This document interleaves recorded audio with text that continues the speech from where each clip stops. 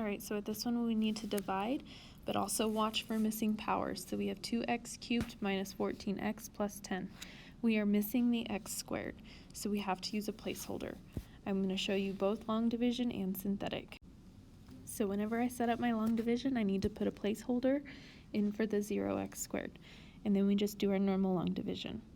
So I will divide 2x cubed divided by x, which will give me 2x squared. And whenever I multiply, I will get 2x cubed plus, 6x squared. And then we subtract. Okay, so we got to change the signs. Those will cancel. We will get negative 6x squared minus 14x. Divide again.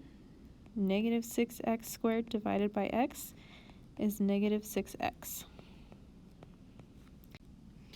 Whenever we multiply, we get negative 6x squared minus 18x. Change the signs because we are subtracting. Those will cancel. Negative 14 plus 18x is 4x. Bring down the 10.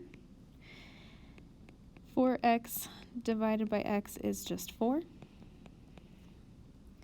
So I will get 4x plus 12.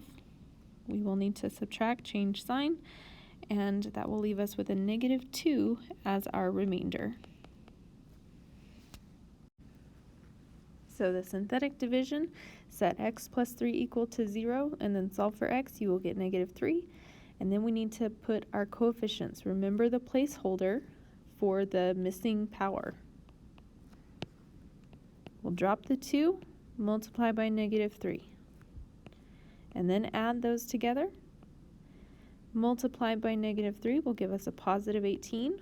Add those together, we will get a positive 4. Multiply by negative 3, we will get negative 12. Add those together, we will get negative 2.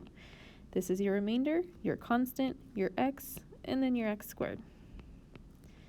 So we will have 2x squared minus 6x plus 4 minus 2 over x plus 3.